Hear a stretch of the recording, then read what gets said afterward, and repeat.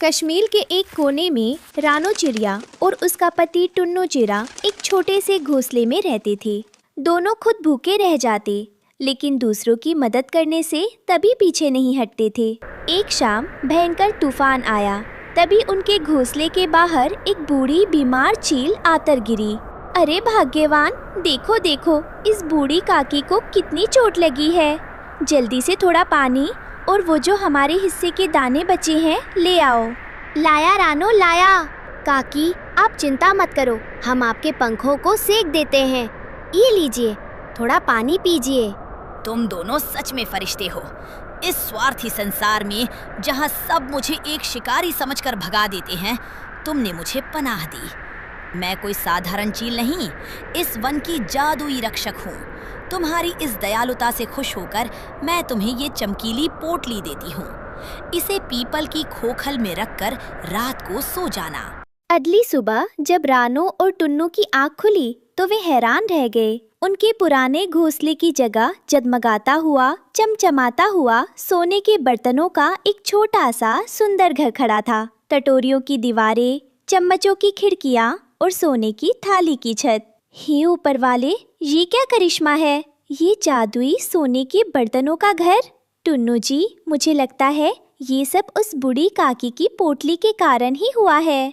अरे टुन्नू जी, तनिक खिड़की तो देखिए, ये तो चमचमाते सोने के चमचों से बनी है और दीवारें साफ साफ दिख रहा है कि सोने की बारीक कटोरियों को जोड़कर बनाई गई हैं। जब हवा चलती है तो इनसे घुंघरू जैसी मधुर टन टन की आवाज आती है। मुझे तो अपनी आंखों पर यकीन ही नहीं हो रहा। हाँ रानो, और ऊपर देखो, छत पर सोने की इतनी बड़ी और भारी थाली लगी है कि धूप पड़ते ही पूरा घर किसी राजमहल की तरह जगमगा उठता है। नीचे जो ये छोटे छोटे सोने के पतीले और कढ़ाई रखे हैं, ये सिर्फ सजावट नहीं है। ऐसा लगता है जैसे इस पूरे घर में कोई जादुई सुरक्षा छुपी हो। ये सच में ऊपर वाले का आशीर्वाद और हमारी काकी का अनोखा चमत्कार है। पूरे जंगल में इस सोने के घर की चर्चा फैल गई। जहाँ रानो के दोस्त खुश थे, वहीं पेड़ की निचली डाल पर रहने वाला कालू कौवा जलन से भुन भुन कर कोयला हो रहा था। वो शुद्ध बिहारी लहजे में बड़बड़ाने लगा। अरे दादा रे दादा, ई का देख रहे हैं हम? ई दुई कौड़ी की रानो और फुसफुसिया टुन्नू का इतना बड़ा भाग जाग गया।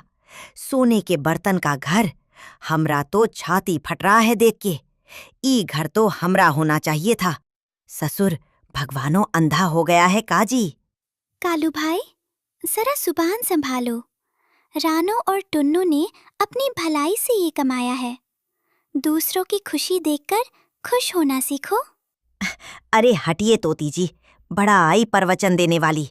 दूसरों की खुशी, हमरा खोपड़िया झन्ना गया है। हम ई घर ऐसे ही थोड़े ना छोड़ देंगे, कुछ तो तिकड़म भिड़ाना पड़ेगा। कालू कौवा सीधे काले सांप के पास गया, जो जंगल का सबसे बड़ा खलनायक था और एक अंधेरी बांबी में रहता था। अरे सांप भाई, आप यहाँ अंधेरे में केचुए मार रहे हैं और उधर पीपल के पेड़ पर रानो चिड़िया सोने के बर्तनों के महल में रानी बन के बैठल है। काहे नहीं चलते हैं डाका डालने? क्या कहा? सोने के बर्तनों का घर? अगर वो घर मुझे मिल जाए तो मैं पूरे जंगल का राजा बन जाऊंगा। लेकिन मैं वहां दिन में नहीं जा सकता, सब चिड़िया शोर मचा देंगी। अरे आप काहे चिंता करते हैं? हम है ना, हम रात को रानो और टुन्नू के घर का मुख्य चमकीला दरवाजा खोल देंगे। आप बस चुपके से घुस के उन दोनों को डस लीजिएगा और घर पर कब्जा कर लीजिएगा। कालू कौवा और काला सांप जब ये साजिश रच रहे थे, तब टुनटुनी चिड़िया झाड़ियों के पीछे दाना चुग रही थी। उसने सब सुन लिया और उड़कर सीधे मिट्ठू तोता और तुलसी तोती के पास पहुंची। मिट्ठू भैया, अनर्थ हो गया। वो दुष्ट कालू कौवा और काला सांप मिलकर आज रात रानो दीदी के सोने के घर पर हमला करने वाले हैं। वे रानो और टुन्नू भैया की जान लेना चाहते हैं। क्या? उन नीचों की इतनी हिम्मत?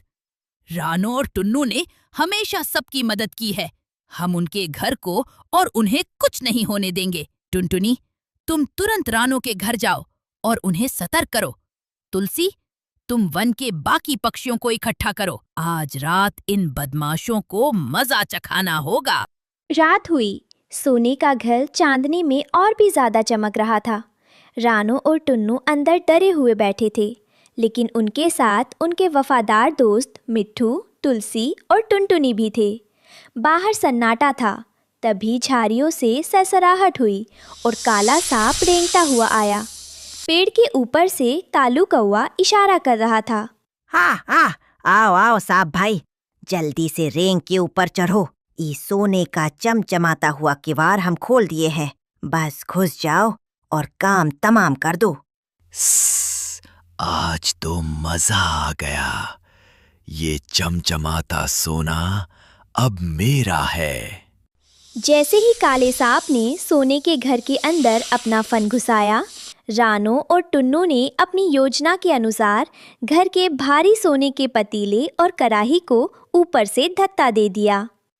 धड़ाम! टन टन टन! अरे बाप रे, मेरा फन दब गया, बचाओ। अरे ई का हो गया?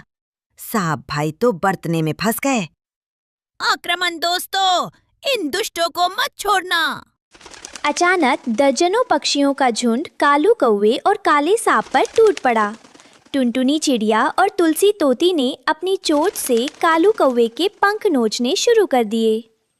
अरे मैया गे मैया, ई तो पूरा पलटन आ गया। छोड़ दो भैया, हमरा पाँख उखड़ जाएगा।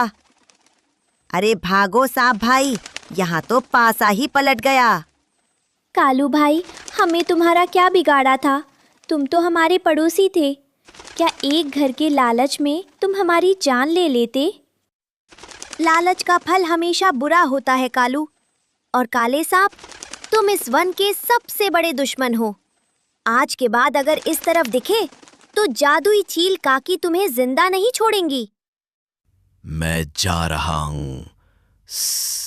दोबारा कभी इस सोने के घर की तरफ आंख उठाकर भी नहीं देखूंगा। अरे रानो बहन, टुन्नू भाई, हमरा बुद्धि भ्रष्ट हो गया था जी।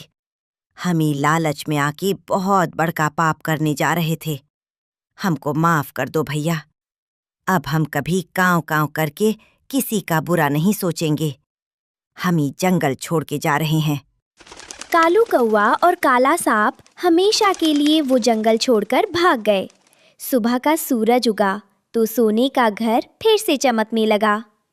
रानो दीदी देखो, दुष्ट भाग गए और तुम्हारी अच्छाई जीत गई। ये मेरी जीत नहीं है टुनटुनी, ये तुम सब दोस्तों के प्यार की जीत है।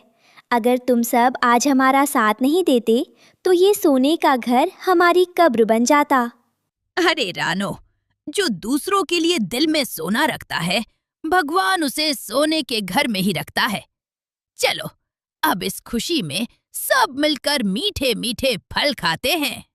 उसके बाद रानो और टुन्नू अपने दोस्तों के साथ उसी सोने के बर्तनों के घर में हमेशा हमेशा के लिए खुशी खुशी रहने लगे और उनकी दयालुता की मिसाल पूरे कश्मीर में दी जाने लगी। इस कहानी से हमें सीख मिलती है कि लालच का अंत हमेशा बुरा होता है और जो दूसरों की भलाई करते हैं, ईश्वर और सच्चे मित्र हमेशा उनकी रक्षा करते हैं।